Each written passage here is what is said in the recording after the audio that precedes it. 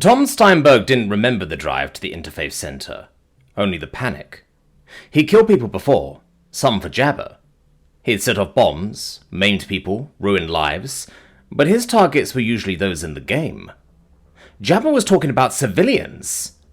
That thought rattled him as he slid the grav car to a stop before racing inside. There was one person he needed to talk to, so he ran down the hall. He nearly passed the library and skidded to a stop when he saw the man himself. Rabbi Solomon! The rabbi looked up from whatever he'd been reading. Tom knew all the big Jewish books and a few less well-known, but didn't recognize this one. It could have been a book on black magic, for all he knew. Magic and mysticism did exist in Judaism. Thomas, you look distressed. Sit down, won't you? Help yourself to some tea. Coffee, maybe? Is instant, but what can you do? So far from home we are. You wouldn't believe the things we forgot to bring until we unpacked. Solomon sat back from the table and gestured at the samovar on the counter, then arched an eyebrow as Tom shook his head, still panting. No tea, then? Well, and what has you running for our halls at this time of day? Somebody I've been working for wants me to do something that'll hurt a lot of people. And with that, Tom came clean. There were some things he couldn't talk about, but he gave the gist. The fixer needs some bomb sort of thing, but not the Prince and Inquisition needs mayhem stuff. I built the bombs, but I made sure they go places they won't hurt anyone. And so far, the only damage was monetary costs and property damage. This one, she wants casualties. The rabbi closed his book and slowly folded his hands. Tom felt like he was at the principal's office as the man gave him an appraising look. So, somebody told you to build weapons, and you said okay and built them? What did you expect would happen? Tom usually had some contingency in place for if this happened, and that involved taking the pieces off the playing field, so to speak, but I've known her for a long time. She's asked me to do shady things before, but nothing like this. I see. Well, possibly I see, but whatever I think about the matter deserves more than a minute, I think. But you're in distress, Tom, and you've come to me. You know these things you've done. You know what you're being asked to do. So, as a Jew, tell me, what should you do? Good question. Tom could sit here and talk about divine judgment for days. Jesus would have asked him to turn the other cheek, somehow, but a proper, wrathful Old Testament God had other ideas. It was just that he didn't have the answer. Judaism puts a big stake in avoiding bloodshed where possible, Rabbi Solomon offered after a minute. When the ancient Hebrews besieged a city, they would leave one side free. Anybody who wanted to flee was able, but those who refused mercy were a willing enemy. Tom was beginning to see where the rabbi was going. Then, if Jabba's attacking people without giving them a chance to avoid it... Jabba? Solomon peered at him under his shaggy brows. Fixer, very big deal. She looked kind of like Jabba the Hutt too, in sure form. At the mention of words like fixer, the rabbi buried his face in his hands. Oy vey, he suddenly groaned. Thomas, do you truly expect working with someone like this will end well? Shitstorms were Tom's bread and butter, really. If we continued the analogy, she's breaking all sorts of laws regarding combat. For a given value of combat, Solomon huffed, and turned her hand over, as if giving Tom leave to continue. Tom had a sense the rabbi knew what he was talking about. There were times Tom had to talk himself into something the same way, to permit himself to do the unspeakable. Yes, and now she's also causing all sorts of unnecessary bloodshed, Tom mused, which means... What are the rules for when somebody does something like this? I can't go to the militia. She has connections. It's complicated. Rabbi Solomon pulled out his pack and shook a cigarette loose. But you've come to me, which I think means you already know what you must do. Go make this right, and let's never speak of it again. I don't want to know. The less people involved in this matter, the better. Thank you, Rabbi. Tom knew what he had to do. Mind putting in a word with the big guy for me? I could use some stuff going well right now. You don't just put in a word. Then the rabbi remembered what they'd been talking about this whole time and sighed. I'll put in a word for you. Anything else, ask him yourself. I'll see you in congregation this Shabbat. Thanks, Rabbi. Thomas! The man spoke up as he was halfway to the door. Yes, Rabbi? Tom looked back, a little ashamed of racing out after just dropping in on him like this, and maybe there was more to be said. Maybe a lot more. Your son, Dex. You want him to be a good Jew? These terrible things you are doing, this blowing things up. You do these things in front of your son? He felt trapped by the question. All the things he'd done, he kept them out of the house. Avi had done so much. She and the pups were his bedrock. It's too late for me, Rabbi, but he'll turn out better than I have. You are a living man, and you are in pain, but your story is not done. Until you meet God, it is never too late, Thomas. Now go and make these things right. We will speak again after congregation.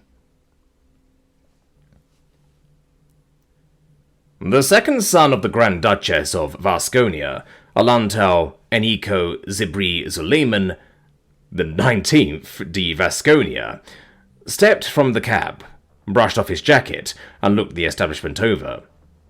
A brightly lit sign proudly proclaimed the name in gaily rendered Hyvatica as human food. The lighting picked up bright chrome letters set against a mauve surround. It was quite dignified, if utterly at odds with the rather unprepossessing building itself. A long picture window provided a view of the interior, but the facade was utilitarian and unremarkable, though perhaps in keeping with the setting. One would never guess there had been a riot here over a Frovey. To think of that poor human boy shown all over the datanet. The riot aside, the eatery was noteworthy for being freestanding from the remainder of the plaza, and the sign. If there was anything else of distinction, it failed to catch the eye.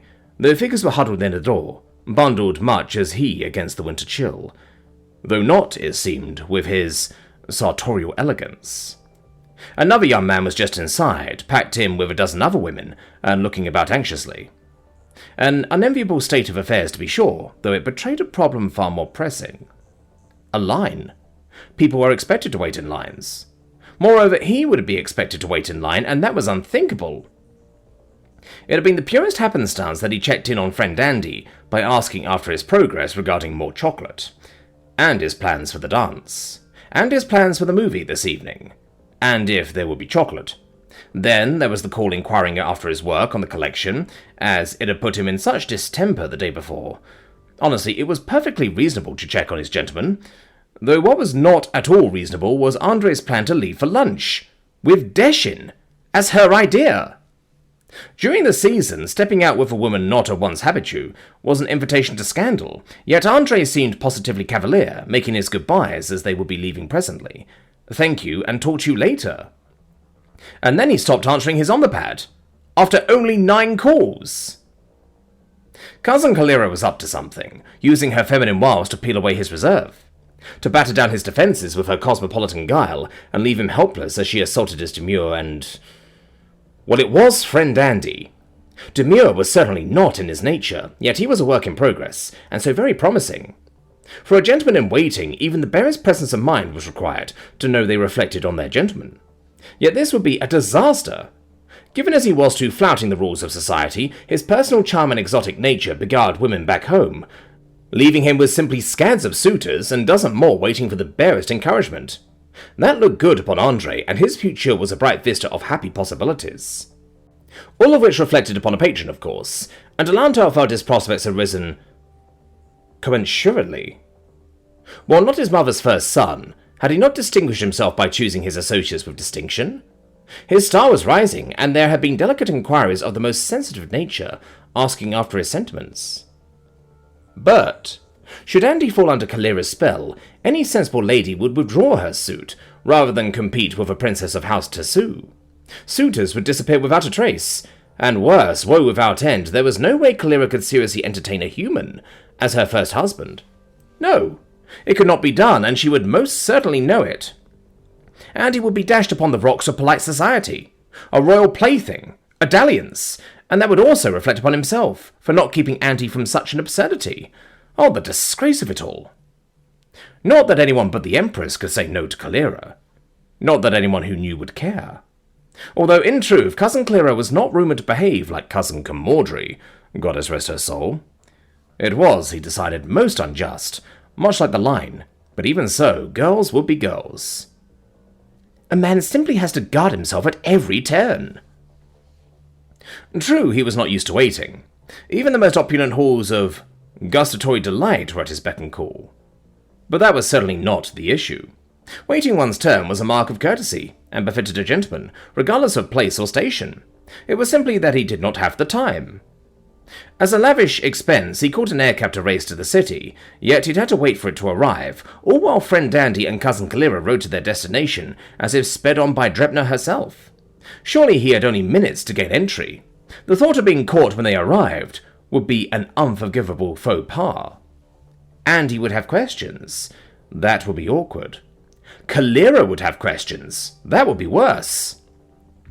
For all I know, she may have interior agents trailing her every move. Devs heads, orbiting satellites. Thank the goddess I got here first. Now I can move through the shadows. Well, the metaphorical shadows, watching over friend Dandy and ready to step forth. Probably, should anything unsavory occur. Desperate measures were called for. Casting a lingering glance at the foyer, he gathered his overcoat about himself and did the one thing that made sense. Alantar went around back. As expected, there was a back door. As a chef of no inconsiderable skill, he knew his way around a kitchen, and as he'd expected, there was an open door in the rear.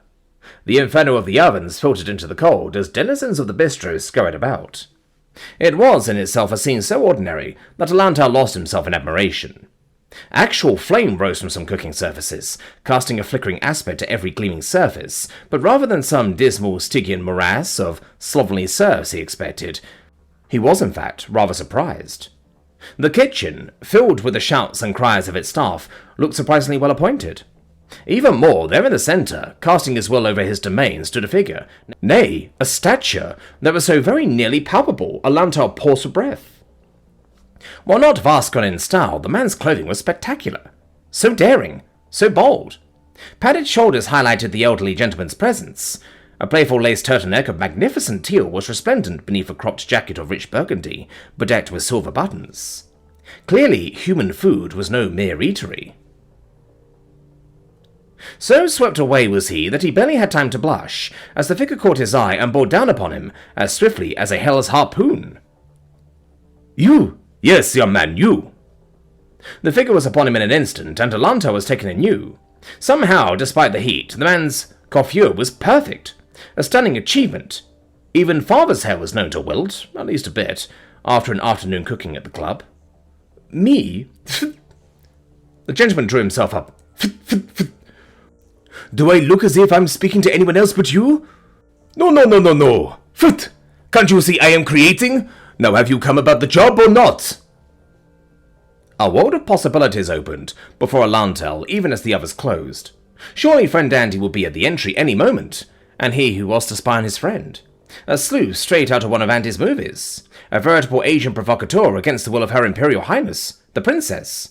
1,000 paths toward ignoble and humiliating defeat opened before him like a deportante's ball. Only one way lay forward. A true gentleman would always come to the aid of his man-in-waiting. You seek for the man of the hour? A man to be your strong right hand? A man who knows his way about a kitchen as if guided by the hand of Drebner herself? Alantar braced himself, drew off his overcoat to reveal his suit, and struck a pose. For all that, good sir, I say that I am. The figure of the head chef, or who else could it possibly be, gave him a long look, his eyes roving over the gold embroidery that splashed across his waistcoat before giving a sniff. A passably nice suit. He nodded toward an alcove. Go in there and change. Go! You are provisionally hired. So, this is human food? Andre looked around after they were seated. It looks so normal it's weird, at least mostly. Deshin cocked her head. The interior of human food had seen some changes since she first laid eyes on it, particularly since Inshiki's arrival, but Mr. Dasari left the work in father's hands, trusting it would be authentic. While a few humans had been through its doors, this was the first time she'd been able to pick their thoughts. Mostly. Andre waved a hand around. I admit I've been excited to try this place out. You can't get food from Earth in Vasconia, and Chef Didier told me she'd fricassee me if I didn't try Chef Dasari's food. Honestly, it reminds me of this one joint on the water where all the fishermen go to eat, only I just didn't expect it to be so... florid? Desi leaned in so their waiter wouldn't overhear. That's what father thinks, but he wanted the owner to be happy. He cooks here a day or two during the week in exchange for looting some groceries. Andy nodded with a coy smile. That's a good deal. I got my hands on some wild-caught kings, but they cost me a fortune to get sent out. He laughed heartily, and part of her warmed to hear it. Kings? She asked. Big fish from the home islands, between 50 to 100 pounds, about the size of that monster up there, he said, pointing at one of the mounted fish hanging overhead. Though if I pulled up something like that in my net back home, I'd have nightmares for a month. It was hard not to grin at his discomfort, but he hardly seemed frightened. It's a global. They're harmless. Most things on shores seem to be, except for the helix sharks. Andre rolled his eyes. It still looks like something I'd throw back, though. So glad the natives appeal to you, she said dryly. Stuff of nightmares, are we? Andre sat back and grinned. Now you're fishing. Maybe. It was odd. Part of her wanted to scream that she was sitting with a boy. Sure, they were in a room filled with people, and nothing more was happening than sitting down for lunch, but it was still odd. It was one thing to understand equal numbers of men to women, but it was something else to experience. Nothing was happening, but she'd already caught some of the waiters watching. Father would certainly get a full report. I'm learning English as my major, and I've been surrounded by the museum collection of human artifacts. I'm a little curious how I hold up by your standards, but I'd die before I asked Father. Andre gave her a look that lasted longer than she liked. You're not the stuff of nightmares. Oh, thank you very much. She stuck out the tip of her tongue quickly, her words dry as a Helcom desert. Whatever shall I do? Such lavish praise may go to my head. Andre sat back, bringing his hand to his chin in thought before giving her a charming grin. Thou art as welcome as a pleasant dream, cheerfully remembered upon the morn. Thou art as fair as the promise of a sweet return unto the obsidian gate. Thou art the rejuvenation of my spirit, wearied by the garish day. Sweet luminary of the land of dreams, thou art radiant. Desi felt her face heat up at the sudden recitation of Shovanti romantic poetry. I would never have guessed you read Kipshon, she rallied, as she arched an eyebrow. It was more of a human thing than Shovanti, but Desi was rewarded to see him blushing in return. A friend turned me onto it. Sever's Tutavan literature isn't usually my cup of tea, but his poetry is some of the best I've read in High Shell and Vetica. He nodded daintily, and looked slightly embarrassed, before arching an eyebrow back at her. Better? I guess. Desi nudged the yellow mustard container back into its proper place for something to do. Honestly, I never thought I'd have this kind of conversation with a boy, but, well, I thought I'd try and treat you like I think humans expect. I'm touched, though I'm not exactly sure what that is. I wasn't raised by humans. I grew up in a... He stopped abruptly and picked up a menu and looked it over, not meeting her eyes, but put it back in its place. Well, I didn't grow up around a lot of humans. Anyway, tell me about yourself. She could feel herself turning blue and hated it. Even worse, she wished she'd taken the girl's advice and worn something nicer. The academy sweater she had on was one of her few purchases, but this was almost kind of a date. By human standards, it almost certainly wasn't. But as a first time out alone with any guy, maybe sprucing up would have been... Whatever it was confusing, and she focused on not blushing. There isn't much to tell. I'm a student at the academy, and the hamburger is very popular here. There are warnings for people with lactose issues, and it tastes a bit different to Torox, and I know I'm blushing, which I hate, and now I sound like I'm babbling. Blushing won out, and she hid her face behind her hand. This treat you like a girl stuff isn't as easy as I hoped. Andre picked up the menu and studied it again. At least he wasn't looking, which wasn't quite so embarrassing. You don't have to try so hard. You're excellent company, and I'm enjoying myself immensely. Oh, wow. Sweet potato fries? I love those. He turned the menu over with a laugh as he read through the selections. So I heard you're the top student at the academy, studying one of the toughest languages in the known universe, and studying human history? Not to mention being the adopted daughter of your professors. And he leaned in with an interested gleam in his eyes. The Indian scout in me senses there's a story there, so let's trade stories? The inviting smile had Desi scrambling to find her words. Well, my natural father, I don't really talk about him, I'm sorry. Growing up was not usual. Embarrassed turned to awkward in the blink of an eye, but that was better than blushing. Listen to me, sounding all grown up at 12 and all that stuff. It's just been very different. I'm so very happy to have father, but growing up, all I thought about was getting through the academy. It's been my goal for so long that I never thought about much else. What about you? I mean, you said you had some family. A terse smile came and went as he searched for the words. My grandmother runs the tribal council, and I've still got cousins, uncles, aunts, and so forth. Beyond that, my clan's gone up the hill, so to speak. He set aside the menu again, tucking it firmly back on the stand. It seemed final, somehow. I've seen a lot of similarities between how some Shavanti and us Cilicians approach family. There are some other cultures on Earth like ours, but the Americans and the Canadians definitely weren't. Their definition of family was 3 generations at most. Bare minimum for my people is 7, and you have to know how you're related by memory. He took a deep breath and sipped his water. I'm sorry about your birth parents and your co-mothers. A silence fell between them, interrupted only by the susurrus of casual conversation filling the room. I'm also sorry. About your family? The invasion, I mean. Thank you, Desi, he said, with a subdued smile. That means more than you know. Not many like to admit that's what happened. Desi was confused at the relief in his voice, but that was better than him being angry. Given all she'd heard during their meeting with Father, she suspected Andre didn't know how much English she'd actually understood. Father calls it the landing, but he has to walk a line to be accepted as a professor. He got brought on as an assistant originally, but one thing led to another. I've been rather outspoken, especially since coming to Shill. Some like to label me as subversive for espousing human political thought in feudalism class. Andy coughed and flushed. I'll admit that I've been a bit direct, and it's led to some misunderstandings, maybe a fistfight or two. The girls tell me I can be a stubborn jackass sometimes. Desi had to laugh. They sound like my mother's. Must be a human thing.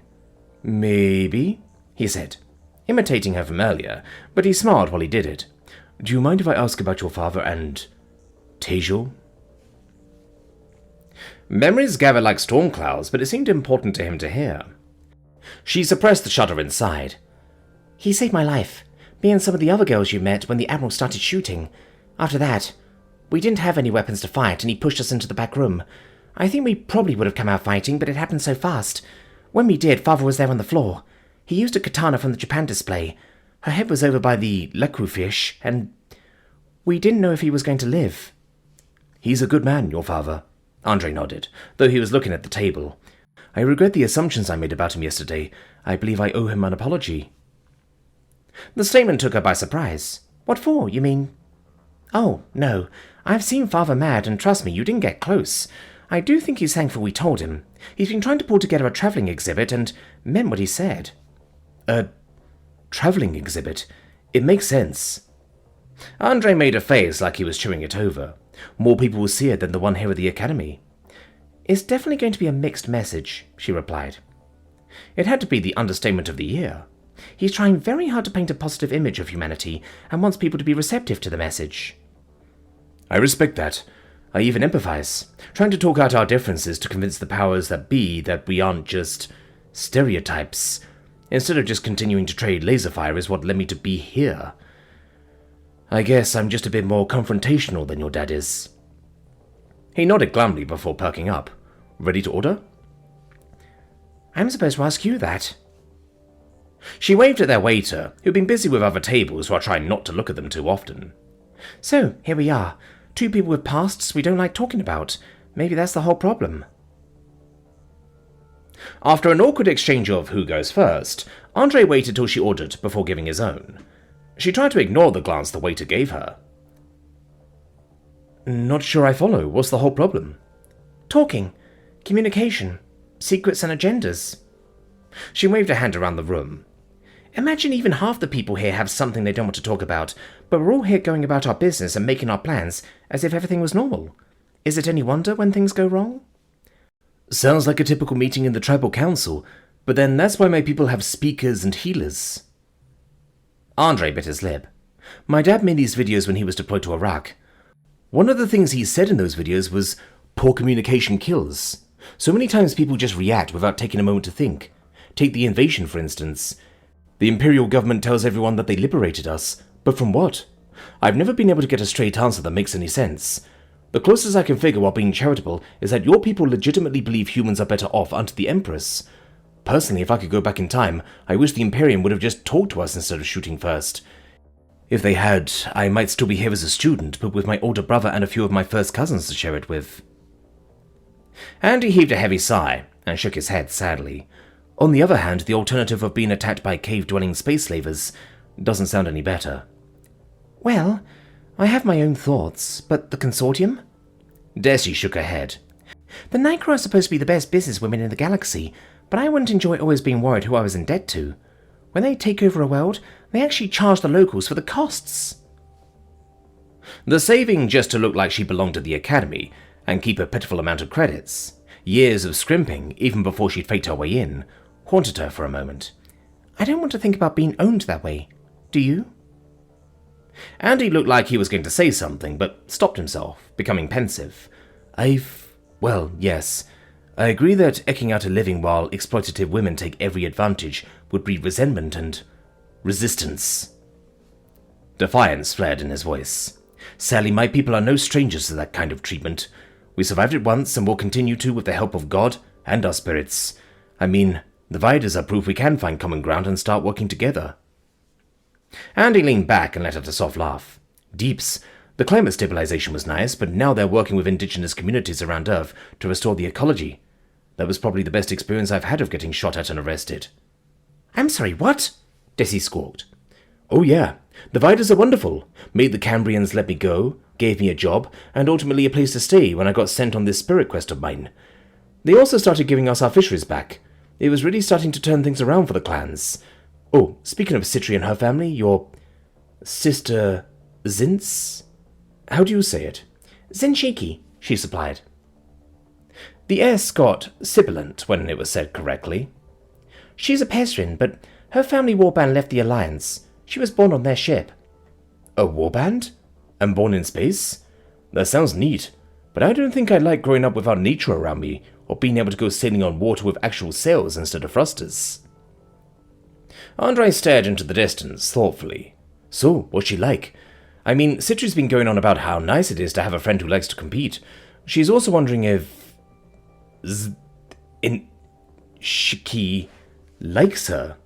She's been kind of all over her, I guess, but she doesn't seem to say much. She's very... Memories of being woken by a pair of glowing eyes came racing to mind as she groped for a word. Focused. That's my read too. So is she really alien or pretty normal for her people? I mean, I expected to see a lot out here, but a living, breathing Neko-chan? With the fur and the tail and all? Asayek, whatever you do, don't call it a tail. She hunched over and flexed her fingernails like claws before giggling. You wouldn't believe how Peshin body language is tied up in how they hold it. If you know what you're looking for, she says a lot without talking. Noted. Andre took a sip of his water and glanced around again at the decor, staring up at the global. So, you're on a spirit quest? What is that? Desi leaned forward, curious about his religion. Sounds important. Andy nodded with a half smile. Oh, it's part of my people's culture. We say it's our Shalangen. My elder, Alex Swatcom, sent me here to find something of value to help our people and bring it back. At first I thought it would be my major, but now I'm not so sure. That's your plan? Go back to Earth and help when you're done here? Desi couldn't help herself. Sounds pretty tame for the Sea Prince. Those stupid magazines. Will I never be free of those damn articles? Andre rolled his head back and stared at the ceiling. If anyone told me I'd be getting called that a year ago, I'd never have believed it. It doesn't help that I was feeding those damn lies to the society press, and now people think I'm deposed royalty. Andy leaned forward, laughing but serious. I am and always have been a peasant, a pauper, and a savage Indian. I'm noble only in the eyes of my people's culture, and that hasn't been recognized for 2 occupations now. The only titles I ever claimed are witness, speaker, and healer, all of which are cultural. I mean, I had the interior accusing me of falsely claiming to be a member of the nobility. Andy's face fell, and Desi couldn't help but snicker at how worked up he was getting. I've done it again, haven't I? Protested too much and undermined my whole point. He shook his head, and the both of them shared a laugh. I guess this must sound stupid to you. I mean, you actually are a member of the nobility. If I recall, you inherit your mother's title, right? High society and the life of a noblewoman must seem completely natural. Mm-hmm. It's all what you're used to. She picked up her water and took a long sip. Anything to hide her face, while she was screaming inside for a change of subject. That's me, class and style all the way. I've been living here for the last few months, and it still seems like a completely different world. I've met generals, admirals, and duchesses, baronesses, Baringen, and even a few Cambrian lauradas. Andy giggled, and his eyes flashed merrily. Heck, all I'm missing now is a royal. Oh? And what if you did meet a royal, like a princess or the empress? Andy seemed to think about it for a moment. This must sound stupid, but I'd ask her for my people's sovereignty back. He went silent again, nodding as if finalizing his words. Yep, straight up ask for full recognition like the Cambrians have, as if that'd ever happen. She drank her water to cover herself as he actually blushed. Imagine me walking up to the princess after the address and... Desi managed not to spit water all over the table. Andy caught most of it. Tom looked at the expectant faces of Miv and Lani. I have to go. One of the Rhythm kids has been hurt. The game rules had gone out, but glanced down at the notice list on his Omnipad, showing the setup for tomorrow's class. America, Sephir and Jagsmi. China, KMT, Prasala. England, Malondi and Deshin. France, Letzi and Kellark. Soviet Union, Kamara and Kaslin. Canada, Belda. Australia, Nesva. Italy, Zinshiki and Dasala. Germany, Jidri and Tandri. Japan, Prindi and Saizen. China, RNG, Veres. Finland, Jelerin. France, Vichy, Vandra. He hit send. It was last minute, but that was the idea. Political animals. The short notice would keep their scheming to a minimum. Hopefully. Miv set her Omnipad aside. Tom, how long do you think you'll be? I don't know, he said fretfully. That was the question. Lani was leaving for the hospital inside the hour. What if he was late? What if something went wrong and... Deeps! Men! Lani rolled her eyes. They're putting an arm on, not taking one off. Get out of here. Lani, I want to... I know what you want, but I'll be fine. Now go. She'd been nervous all week, but it was there in her voice. Please? Solani wasn't pleading, but she's nervous and doesn't want me fretting over her. It was a strange feeling being the odd one out. Miv was in the woman's club. As much as they might love him, he wasn't, and Lani didn't want to look weak in front of her man. Fine. He felt like sighing, but didn't. I'll try and be fast, but if not, I'll see you after. An intergalactic spy? Surely not. An agent provocateur? It was to scoff. Instead, Alanto had been made to change into the shapeless black outfit that served as the uniform Grandioso del Dia. It was degrading, but nowhere near so distressing as the damage to his manicure. The dishes! Rather than turn him loose to help guide Lord Dasari's lesser minions, his hopes had been shattered. A slot on the waitstaff? Not for him. All there was, under the watchful command of the chef's son, a wraith-like figure named Vadim. A chance to bust the tables? Humble and far beneath his skills. Even Deirdre would surely allow that he had the legerdemain of a true culinarian. Probably. She certainly would allow he possessed the skill to clean a table. But no, nay, it was not to be.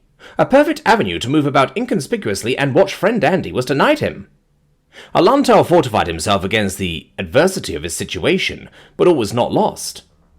The staff knew something was amiss. None of them know of her masterful deception, yet there was still talk of Deshim being in the dining room with a human boy. Alantels waited with bated breath at every snippet of staff gossip. Alone with a boy, and giggling, one whispered. The agony of it all. She seems perfectly at ease with him, agreed another. It was unsupportable. No more than a whisper away, Cousin Calera was playing the bon vivant to lower his guard. Then the ghastly news. Surely his heart skipped a beat when he heard the unspeakable catastrophe. Water, all over friend Andy, in that shirt, no less? Had he slipped? However would they get water stains out? Could she see his chest through the damp fabric? And yet it seemed that Andy weathered the storm as only a gentleman could, or while he had to remain, chained in durance vile, while drops of news carried to him in idle conversation. No, those about him merely accepted the ruse that Desham was Warwick's daughter. Duped. It was mere kitchen gossip arriving in drips and drabs. His travails seemed as if they would never end. His manicure was ruined, yet after an eternity it came. Well, they left. He seemed to enjoy the meal. I wonder what her father will have to say. A date all without an escort? My. Andy and Calera, gone. It was over. He was done. Dejected and bereft, Alantel turned from his post. Hey, newbie, get your ass back here. Those dishes don't wash themselves. Leaving Solani had not put him in the best mood, but Tom crossed the campus toward the hotel, dodging curious students as he went. Sprain or no, a condition for the Urbians' release had been to relocate from their yacht to the marina. It was a shorter walk, not uphill, and he could see the point. Still, he was in a mood, but he stowed it away. It was a sprain. These things happened. At least it made her easy to track down, and he didn't look forward to the long walk down to the marina to meet with the others. Tom looked around the hotel.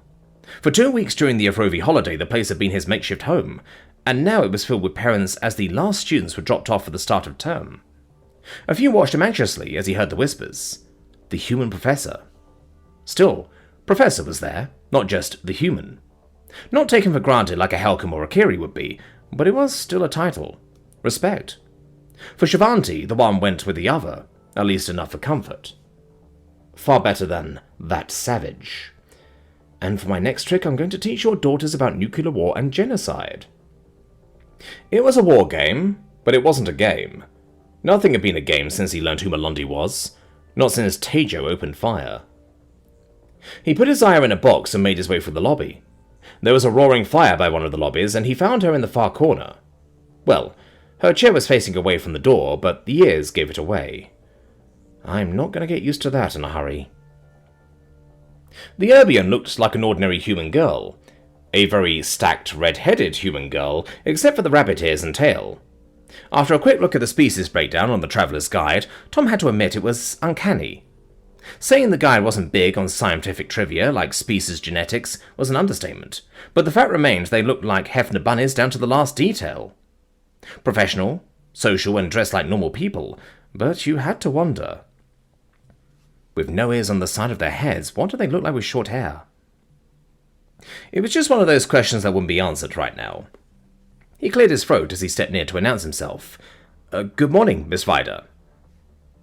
He couldn't help notice one of her ears swiveled to hear him, but that wasn't the problem. Citri Vida, scion of the Vida Warren and his prisoner, was crying. Crying girls. They're supposed to be butch, not the men. The girls, but crying girls is still not fair. Which begged the question, why was she crying? Citri looked up, startled and embarrassed, then scowled as she rubbed at her eyes. Professor, I'm sorry, Oh, Greenwood, I'm so embarrassed. Sorry to startle you. He felt on firmer ground with the tough kid act, and sat down without putting her on the spot. Bad sprain? Did you get some painkillers from the clinic? Oh, yes, sorry, She fretted with her hands as another tear rolled down her cheek. Yes. Looking human wasn't the same as being human. Lots of species, most apparently, did the whole generic biped with breasts thing. Whatever the outside looked like, it didn't mean the inside was the same. Urbians were supposed to be runners. Did leg injuries hurt more? Well, thank you for seeing me. Is there anything I can get you? I'm sorry, sir. I didn't want you to see me like this. I've just been sitting here and I got upset about such a stupid injury, which got me upset about being seen by Andy, and I was talking to Zinchiki. She's such a good listener, you know. Tom blinked. It made sense. His ward was a good listener, if you defined it by taking things in and not saying much. She certainly wasn't the kind to set up as Dear Abby. She told me you teach marriage fundamentals, and I was wondering, could I ask you for some advice about human boys? Oh, right. Of course. Dear Abby is me.